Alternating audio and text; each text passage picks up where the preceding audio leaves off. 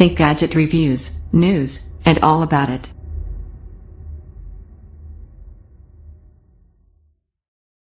Sony Xperia M4 Aqua review. You don't always want to worry about your phone, but that's what ends up happening when you spend hours and hours of your day glued to it. You can resist becoming a phone victim, however, with something hardy like the waterproof Sony Xperia M4 Aqua. Not only does it cost well under half the price of something like the Sony Xperia Z3 Plus, but it still gets you an Android experience that's not totally budget. Sure, you can get a bit more for your cash if you side with a lesser brand, and the camera performance ranges from fine to totally disastrous, but if the camera doesn't matter too much to you, it's a decent bet. Aqua Team. At £200 SIM-free, the Sony Xperia M4 Aqua falls into a mid-range category we like. It's cheap enough to snap up SIM-free, and expensive enough to expect a flat-out good phone from a big brand like Sony. It's a good place to be if you're after a new mobile. The Sony Xperia M4 Aqua retains the same style as Sony's much more expensive phones, but sure enough, it's not quite as fancy. You get the same handily placed omnibalance power button that sits halfway down the side of the phone, and a pretty slim frame. But in pricier models you get metal and glass. Here you'll find plastic and, that's right, more plastic. Its sides are imposter aluminium, and while the back tries to pass for glass, only the front is real glass. Can you get real deal materials at this price elsewhere? Yes, but not often. Check out the Huawei G7 if you want an affordable but legit metal phone. Slim benefits. Thanks to that glossy plastic plate on the back, you'll want to pick your Sony Xperia M4 Aqua shade carefully. The pink one I'm using right now hardly shows up scratches at all, but I expect the black version will be a total scratch magnet. The downside to the pink model is that it makes the back panel look a bit tacked on. As ever, you pay your money and take your choice. To live with, though, the Sony Xperia M4 is pretty easygoing. It's slimmer and a bit less of a handful than the Motorola Moto G. The big bonus here, though, is water resistance. The speaker, USB port and headphone jack are all designed not to let in water or dust despite looking totally normal, meaning only a pair of rubber-sealed flaps are needed, which cover the SIM and microSD slots. As flaps you'll generally leave in place 24/7, the Xperia M4 gets you the best kind of water resistance, the kind you can forget about. And as there's a dedicated camera button on the side, it doesn't become completely useless when wet. Capacitive touchscreens don't work properly underwater. For a phone of this class, it packs in a few neat extra bits. There is one annoying problem, though. Sony packs in so many extra apps that the 8 GB of storage is pretty much decimated as soon as you turn the phone on. You won't get much more than 1 GB to play with, which is closer to what you'd get from one of those shoestring phones that only come with 4 GB memory. While there is a microSD slot for music and pictures at least, it's the apps and that will do you in. Install one high-end game and, bam, you're done. Out of memory.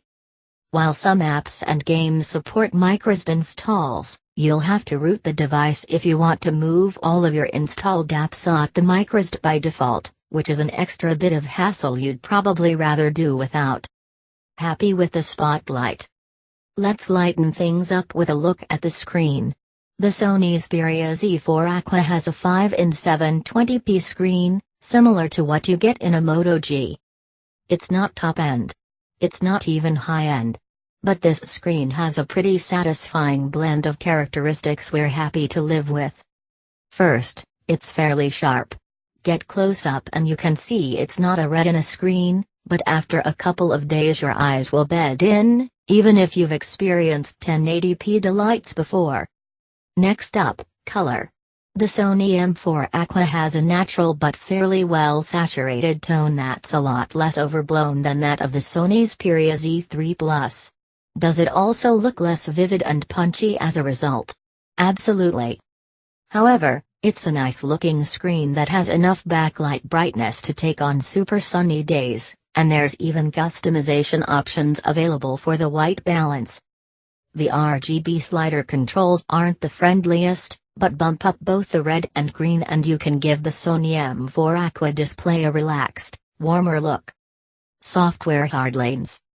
The Sony M4 Aqua runs Android 5.0 Lollipop, skinned with Sony's usual Android UI.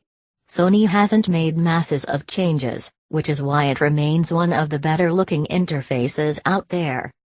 There aren't loads of extra core features, keeping things relatively simple rather than trying to alter how you use your phone day to day. That said, as mentioned earlier, Sony has packed the M4 Aqua with bonus apps. As well as killing the available storage, it clutters up the apps menu a bit, although you can bung bits into folders if you don't want to see them. And while you can uninstall a few of the extra bits, you can't do so with a lot. If you could, we wouldn't be so bothered. Extras we could do without include an office suite, a handful of Sony multimedia apps and a few that are little more than shortcuts to modes you get in the camera. Talk about superfluous. Camera time. As usual, Sony packs the M4 Aqua camera with reams of extra modes designed to let you embrace the more frivolous side of your photography genius with some fluffier filters. There's nothing quite as advanced as the R mode of the Xperia Z3 Plus, which lets you imprint a 3D animal face onto your own, but there is a more basic one that lets you draw on the environment and, throw bombs at your own face. It's for the kids, basically. Actual camera performance veers pretty wildly between perfectly fine for a cheaper phone to utterly dreadful depending on whether the Sony Xperia M4 Aqua is dealing with a bright blue sky or a much more challenging overcast one. Shooting indoors? Good luck with that. White balance, exposure and contrast levels are all pretty faulty at times, leading to plenty of pictures that are very low contrast, washed out, and have a color cast. There's quite a lot of purple chromatic aberration too, with bright objects becoming fringed with purple where no purple should be. And for the Sony Xperia M4 Aqua's 13-megapixel camera resolution, the detail here is pretty poor. For the sake of comparison, I spent a while shooting alongside the 8MP 80 Vodafone Smart Prime, and there were at times little to separate the two on pure detail. Pretty strong bleed tops off what is a pretty terrible camera, at this spec.